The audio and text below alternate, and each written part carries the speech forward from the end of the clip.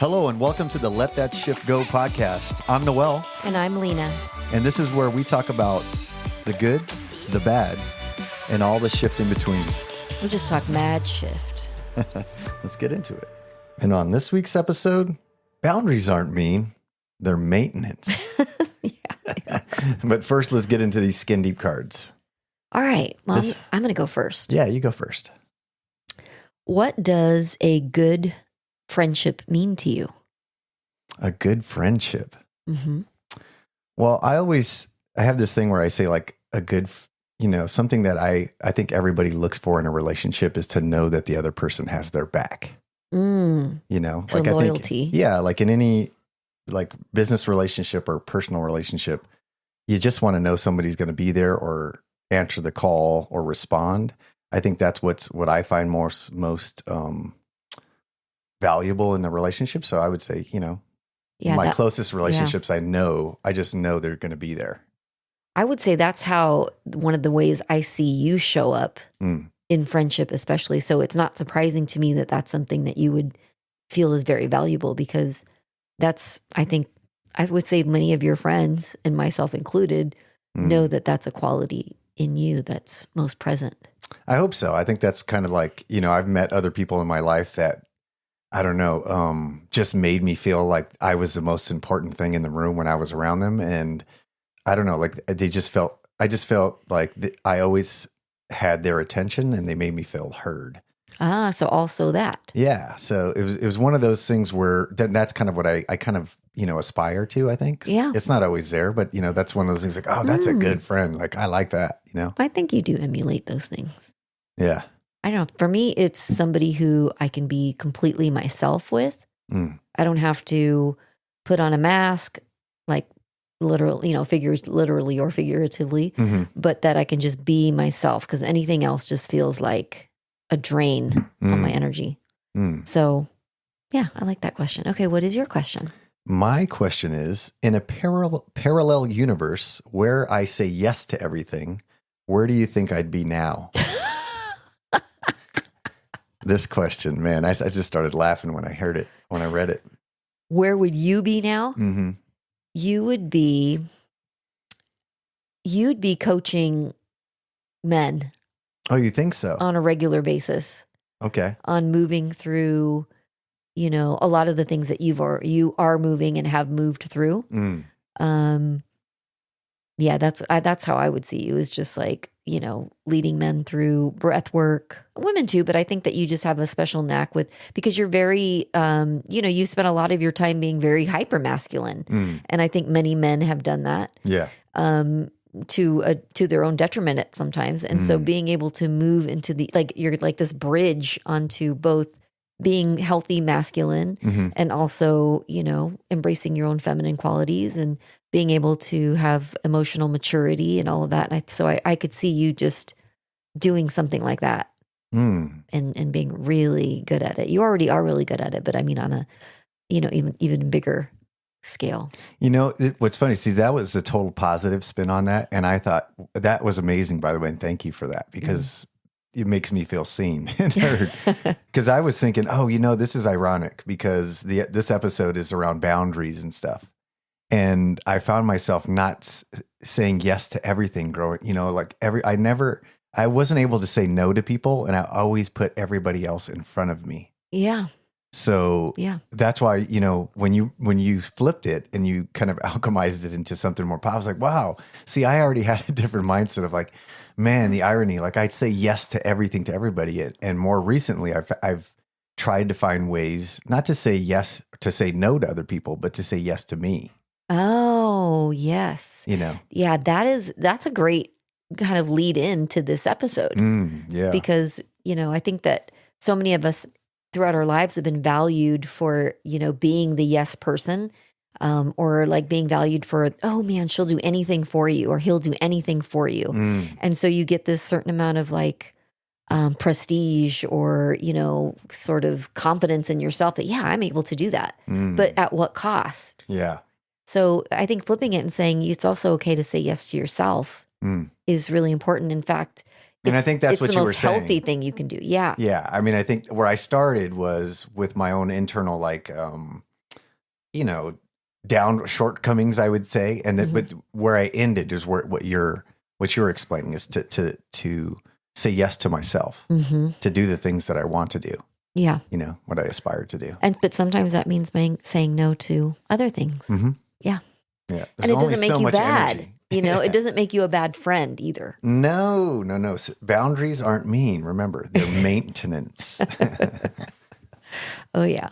And that's what we're talking about today is boundaries and how we can show up more authentically ourselves, take care of ourselves and the people around us at the same time, and actually nurture the relationships on a more authentic level by being completely present when we feel that we are able to, but saying no when we're not able to, So I love this subject.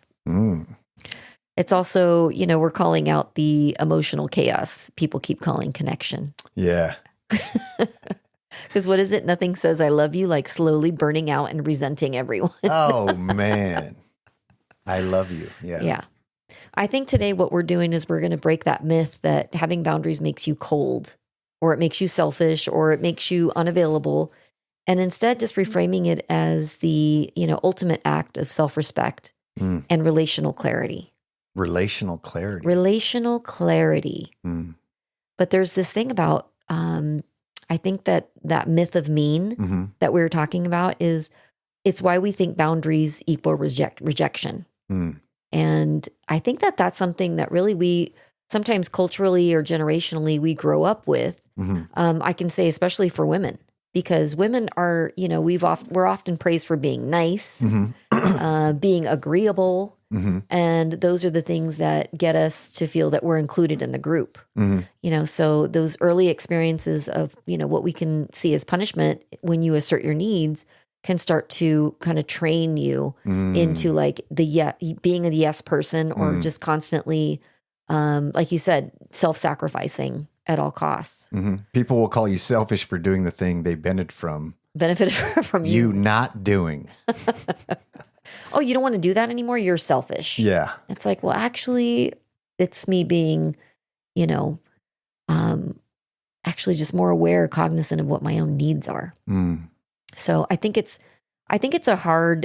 sometimes it's a hard shift for people because we want to be liked. We want to be included. And if our perception is that if we say no, or we're not seen as agreeable, then we're no longer a part of that group. I think I found myself, early on in life, like when somebody set a boundary, I would automatically go on the defensive. Because you think, well, something must be wrong. Yeah.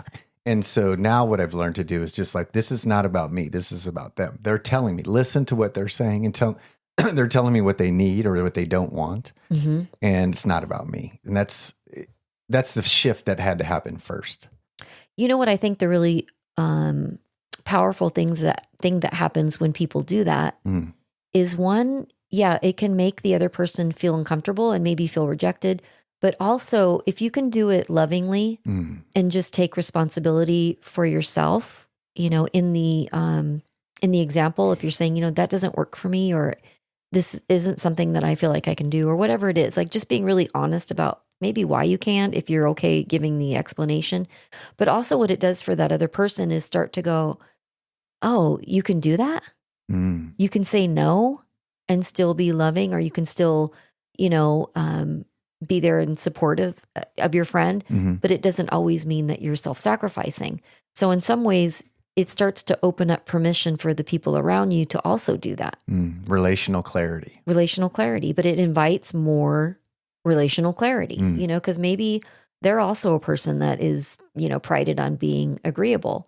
And when they see somebody that maybe that they, really they love or they respect, being able to stand up for themselves and do so in a way that is still supportive, but also supportive of themselves, it can give them permission to also do that, themselves. So it's an invitation into a deepening of the relationship with more honesty. But yeah, it's hard. Like sometimes it might feel like you're peeling off your own skin to say no. Like you go against your own grain of just being agreeable, and it's very uncomfortable. But what happens is the more you do it, and then you're calm in the face of that, the question of like, what did I do wrong? And it's like, no, you didn't do anything wrong. This is just me, telling you what I need, which is maybe it's to say no to this, or I'm not available for this. And you still show up for them. You still love them. You're still their friend. Then maybe it starts to build a new narrative where they're able to also do the same thing. And step into that place. But somebody has to go first. And you got to create a safe place, right? And so listening, hearing them, not, because what I would do is get defensive, and then I would start thinking about my response rather than active listening. Yeah. And so then they can already see that, and it already starts to go down the wrong road. Yeah. And so staying with the active listening, responding to hearing what they're saying, because I know that I'm going to try to fix whatever I've done. Yeah. Or, or at least do my best, or let them know if I'm comfortable or not comfortable with whatever their request is. You know what I found over the years, because I would say that I was someone for most of my life, and still to some degree even now, that really wanted to be liked, right? In most situations, like whether it was at work or in friendships or whatever, in family, things. It's like I want what was most important to me, what at the time was to be liked. So I would do or say whatever I needed to do to maintain that, to be liked. Do you think that most people don't want to be liked? No, I think most people do want to be liked. I think it's primal. Okay. If we're not liked, quote unquote, then we're not part of the tribe. If you're not a part of the tribe, then you don't survive. I mean, it's on the most basic primal levels. But what I found is that it was costing me. So maybe I would feel a bit resentful, that I was having to do this thing that I didn't want to do, or participate in whatever way. And I really didn't want to be there. And it's like, why am I doing that? Like, it's really not serving the people that I'm with. Yeah. That I don't want to be there. The energy of that is translated in some way, whether you get snippy or you're just kind of cold or whatever, or you go home and you're just completely depleted. And so the people that are closest to you suffer. And it was like, I'm going to pay either way. I'm going to pay, and it's going to cost me, or it's going to cost this relationship with the story that I was creating on how it would cost the relationship. It wasn't even necessarily true. It's just that, I won't be liked if I do this. And pretty soon, I think it wasn't really until maybe late 30s, early 40s that I was like, you know what? You only got so much time left on this planet. Like, how much of it do I want to spend doing things I really don't want to do? Yeah. Or I don't want to be there. I don't want to, show up in this way. And so it almost became like time efficiency. It was like, well, I don't want to do it. It's okay to say that I don't. It's going to cost me or my family later because of my attitude or how I'm feeling. So pretty soon it was like, yeah, I'd rather just pay this way rather than that way, rather than you like me for something that's really inauthentic, than for you to really just see me and be able to hear what's true for me and still remain my friend and still like me. Because at the same time, if that's not okay with you, then that's information for me. If I say I can't, that doesn't work for me, or I can't show up in this way. And if somebody really has an opposition to that I think is my friend, or somebody that I value the relationship with, and they suddenly, I'm no longer valuable to them because I won't say yes, then that is actual very valuable information for me to determine whether or not this is a good place for me or not. Yeah, and you were able to grow from that boundary. Yes, definitely. And actually, they got to know me better. They started, that's like, that old saying, I think it was, Dr. Phil, you teach people how to treat you. So if you're constantly saying yes to things that you don't like and you don't want to do, all you're doing is reinforcing them to ask you again or to lean on you in this way again. So really, it's your responsibility. Yeah. And so if literally you teach people how to treat you, then what you need to do is say no when you mean no and say yes when you mean yes. It's hard to go from saying yes all the time to saying no. There's a guilt behind it. There's a total guilt behind it. And there's like a total story that you start to weave in your head about what it means. Abandoning ourselves. You abandon yourself. I think it was easier for us to abandon ourselves than to not be liked. And that is, I don't know, from my perspective, especially for women, that's been something that's very sort of ingrained culturally. Like the thing that people would say a lot about, maybe men also, but women, is like, oh, she'd do anything for you. it's like, oh, she's great. She'd do anything for you. And it's like, I wonder how she's doing, being that person for everyone. She'd give you the shirt off her back. Oh, that sounds like codependency. Yeah. But in actuality, it's like, this is what allows me to show up and stay in connection, right? And not check out, not implode, not resent you. Mm-hmm. Because if I'm resenting you for something that I said yes to, that's my responsibility. And it's really not fair to the relationship, because eventually it'll erode the relationship. Mm-hmm. And what you'll do is just start to check out slowly. Unspoken expectations equal resentment. Premeditated resentments. Yeah, premeditated resentments. Yes. Yeah. And I would say, like, we've talked about attachment styles. And I would say that from my own introspection, that I've had more avoidant. So I will just avoid the conflict. And that is a part of that, is like, maybe there were hidden resentments that were there and I just wasn't saying anything. And pretty soon I just didn't want to show up anymore and would just like ghost, But honestly, if I could just have said in the first place, like, yeah, I don't want to do that. That doesn't really work for me. Yeah, you would have saved.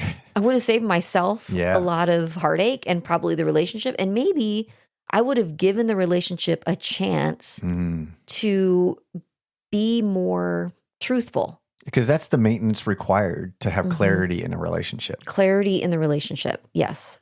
Right. There's a saying by Dr. Thema Bryant that boundaries are the distance at which I can love you and me simultaneously. And that, I think that shows up too a lot with like adult-child relationships. Sometimes it's really hard to say, no to a parent, or maybe you don't want to be around your parent, but you're not saying that, and when you're able to maybe say no to something, it might make it possible for you to actually show up in that relationship in a way that feels authentic and you can fully be present, instead of sitting there just being really resentful and just burnt out by the relationship. Does that make sense? Yeah, it does. But it's hard.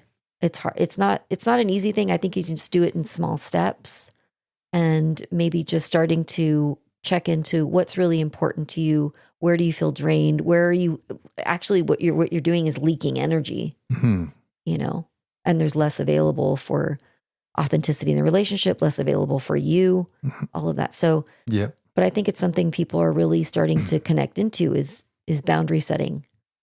And I think when we say boundary setting, I think there's probably a lot of people that cringe because it feels like rejection. It does.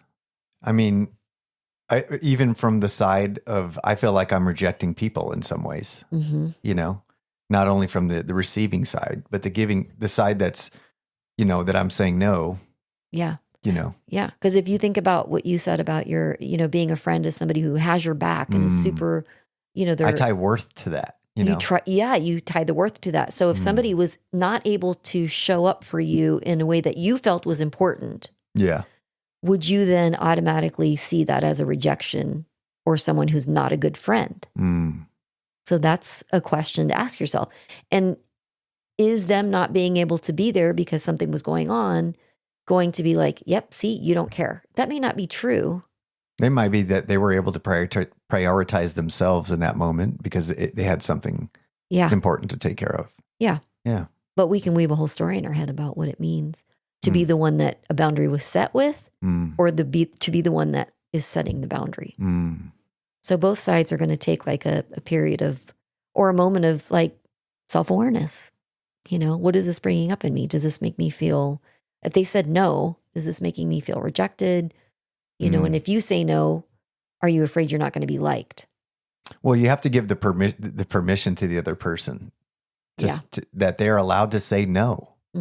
And they're in a lot of interpersonal relationships, especially, we have this assumption, especially with our kids and stuff, like they don't have the right. Oh, yes. And in that same way, like I also sometimes feel like I don't have the right to set a boundary. Why do you think that is?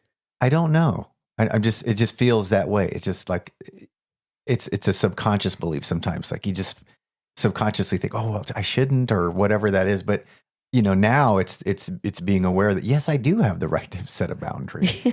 I didn't before, but recognizing that now that's that self-awareness. Like, yeah, I can say no to that. I'm not comfortable with that. Yeah. And I think a lot of it comes, like you were talking about 20s, 30s, and 40s, and how you start to recognize things that are important and the time left and all those things. And yeah, people would say, oh, grumpy old man. And I would say, no, I just started to realize what I do and don't like. And I have the things I have less time for. And that's okay. And it's okay. Yeah. But the other thing is, we talk a lot about not taking things personally. In like the Don Miguel Ruiz five agreements or the 4 agreements, is that nothing is personal.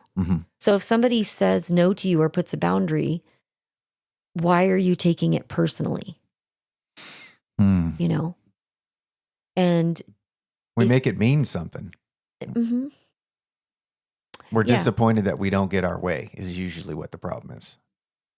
Yeah. Or like in the past, if someone said no to you, did that equal that you weren't worthy or, you weren't included or something? There's some responsibility for you to take there if you are taking it personally. If this person really is somebody who's being honest with you about, what they're capable of in that moment or what they're okay with, why is that suddenly become a personal attack for you?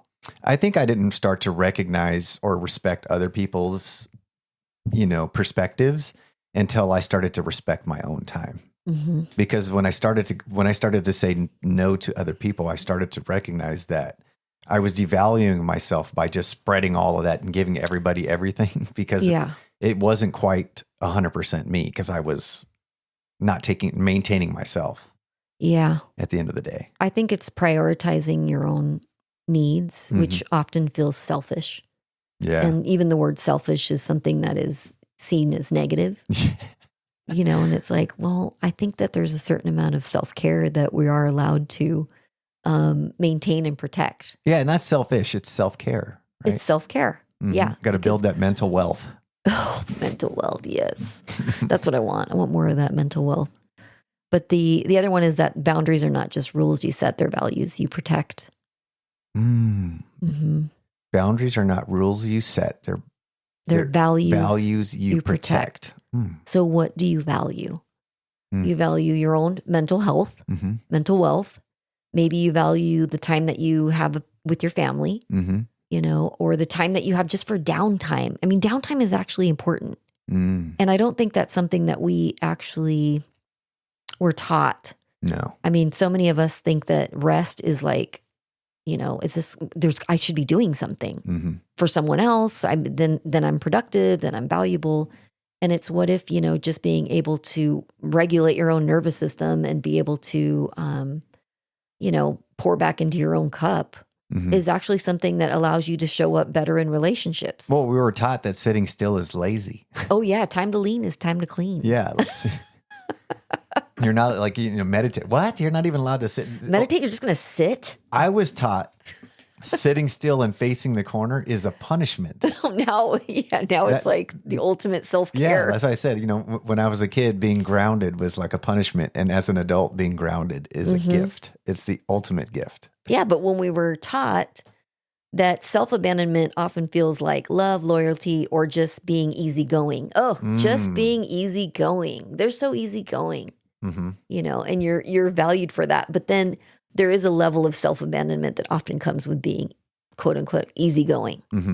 So go with the flow. Yeah. It's like a wiring from childhood. Yeah. If you express a need, you lose love. So those boundaries can feel dangerous to your nerve. If your nervous system is not associated with boundaries being something positive or healthy, it's going to be associated with conflict, disconnection, or being bad. So you're having to completely, almost in some ways, rewire your own brain, to do that. It's wild that people will literally go broke, burn out, or say yes with clenched teeth, just to avoid 30 seconds of awkwardness to say, that doesn't work for me. Yeah. I mean, literally, for so many years, I would avoid saying that just doesn't work for me. Well, let's be real. Because when you don't have boundaries, you're not being loving. You're being avoidant. I was being avoidant, to the relationship, to myself, to my own truth. Ugh. And that was a hard lesson to learn. And it was paid in, a lot of different ways, emotionally, physically. And until I was able to get better at saying yes to the things that I actually do want to do and no to the things that I don't, there was just this level of being inauthentic in the relationships and to myself. And pretty soon it got to be where, I have to answer to me, and that is the hardest person to answer to. So when I flipped or made that shift, it was much easier for me to say no, because it felt like this is just how I have to do. To yourself. I'm accountable to myself. And being accountable to myself is much harder than being accountable to everyone else. Yeah. So once that became okay, I could do it with love. I could do it, with honesty. And what I found is the relationships that stuck around through that are the ones that were the most worth having, because then they also felt that they were able to say no. Yeah, there's a reciprocity there to work through it. Yeah, definitely. And awareness. Yeah. So one of the things we like to do is to kind of like share some things for people to say. Because like right now, if you're listening to this, you're like, I wouldn't even know. What would I say? Like, how do you even start to say no? Without like a clenched teeth and like tightening up everything in your body. So here's a couple of them and see which ones feel good to you. I'm not available for that right now. Even saying that, you're like, oh man, to say I'm not available for that right now. There's a whole, like, just saying that right now, I'm already thinking about, oh my gosh, I don't want them to think this. I don't want them to think they're not important. But that's not, that doesn't equal that, Say less. Yeah. I'm not available for that right now. I'd love to support you. Here's what it looks like for me. I can be there on Thursday. I have some time in the morning. Do you want to connect in the morning? I care about you, and I also need to honor my own limits. That's a powerful one. Yeah. Yeah.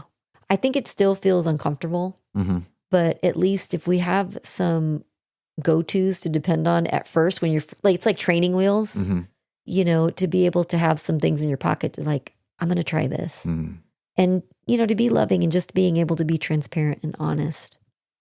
And just breaking down guilt, because that guilt is a sign that you're violating old programming. Yeah, it doesn't mean you're doing something wrong. No. But when you say the words and you feel guilt, it's that you're actually rewiring. And it is a sign that you're violating your old programming. That old programming of being easygoing or she'd do anything for you. And it's like, if I'm not that person, then who am I? That's a scary place to move into. But it just means that you're doing something new, and you're not hurting people by having boundaries. That's the thing. I think we feel like we're hurting people if we say no to something, but the only person you're hurting when you're saying yes to something you don't want to do is yourself. So you're also, you're giving them the chance to meet the real you, or leave. And either one, like I said, is information you need. So I think you might find that it clears out some relationships that maybe were misaligned in the first place. Probably relationships that you probably spent a lot of time in resentment, or where you were abandoning yourself. And if that happens, it's okay. Because what happens is you make more time, one, for maybe, doing the things that are more aligned for you, or you actually make room for friendships or relationships that are supportive, where you can show up as yourself. And that's a win. Either way, it's a win. Yeah, surrounding yourself with people that put logs on your fire instead of kicking sand on it. Yeah, exactly. You know what I mean? Exactly. So here are some reflection questions for people to ask themselves. You can journal with these, or just sit and ask yourself right now, if you're driving, whatever it is, where in my life am I confusing kindness with self-abandonment?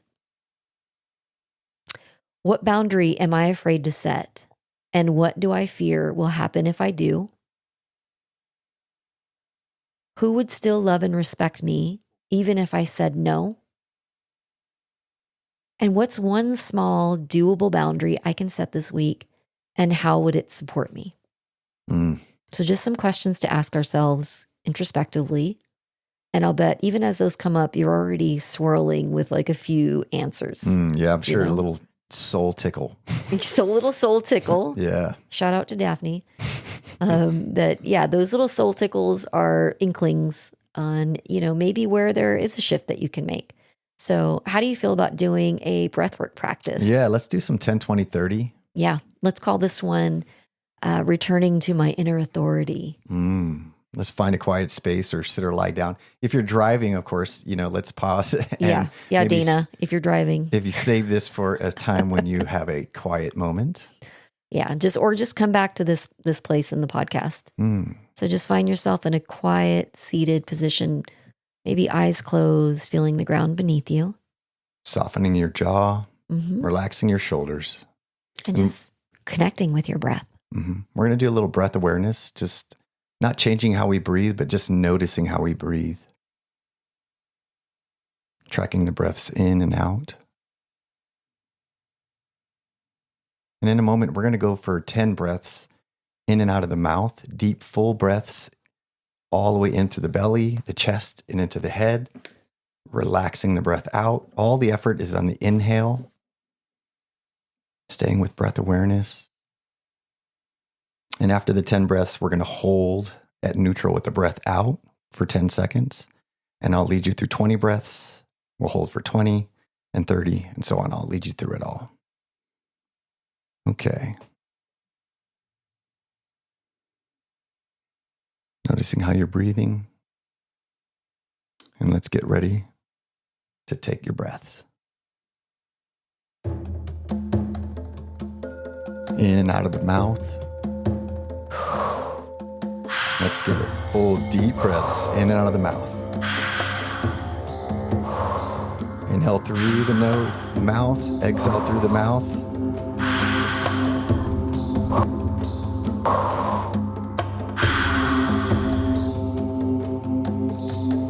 Keep going.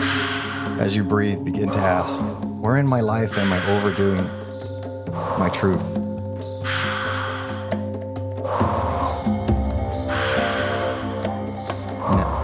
At this last breath, we're going to hold with the breath out, counting down 10, 9, 8, 7, 6, 5, 4, 3, 2, 1. Now we're going for 20 breaths. Let's go. Deep, full breaths. The belly, chest, the head, feeling full breaths. All the effort is on the inhale, relaxing on the exhale.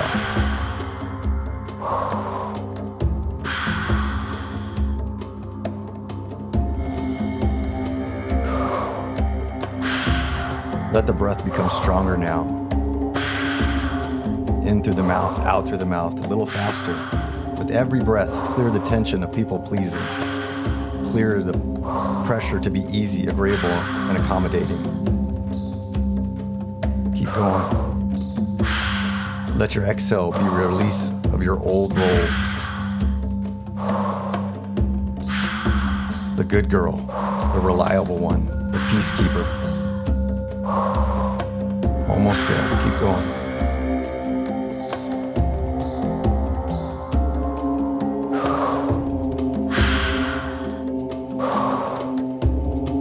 Just a few more. On this last breath, we're going to hold. Let it all the way out, holding for 20 seconds here. 15, 14, 13, 12, 11, 10. Keep going. You're stronger than you think. A few moments, we're going to go for 30 breaths. Here we go. 3, 2, 1. Let's go for 30 breaths. Deep, full breaths. Deep, rhythmic breathing. Like you're breathing life back into your boundaries. Inhale, I deserve this space. Exhale, I honor my truth.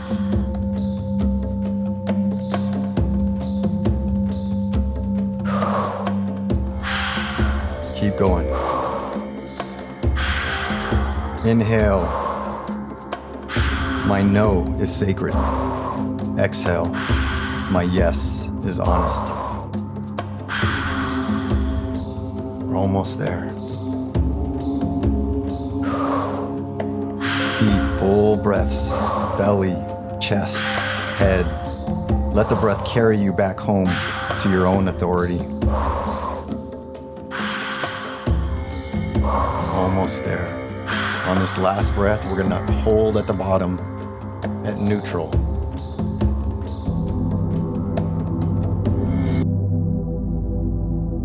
Holding. 25, 24, 23.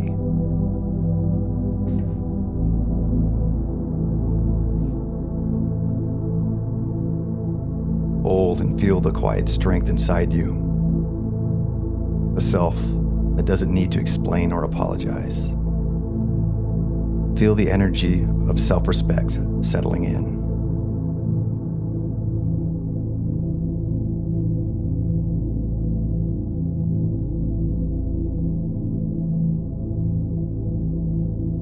When you're ready, release that breath. Breathing in through the nose, gently.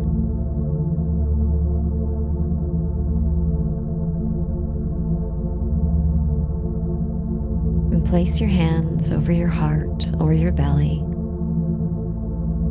and repeat inwardly. My boundaries are not rejection, they are repair. Take a moment to thank your body for remembering your truth. You are safe.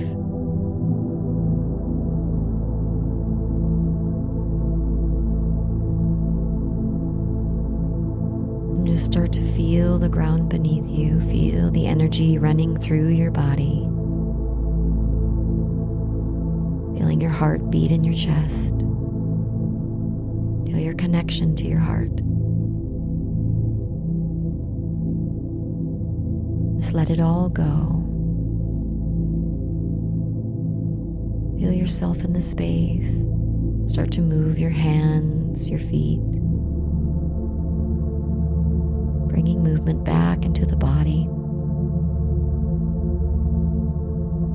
And gently blinking your eyes open.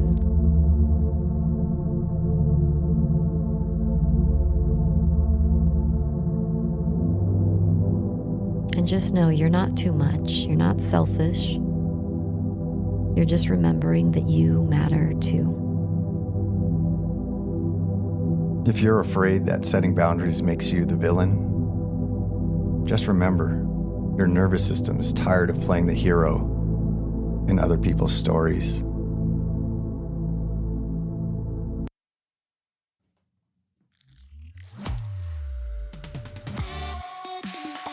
All right, that's been another episode of Let That Shift Go podcast. I'm Noel. And I'm Lena. Let us know what your questions are, and we'd love to use them on a future episode. Or check us out on Insta at Let That Shift Go, or visit our website, serenitycovetemecula.com.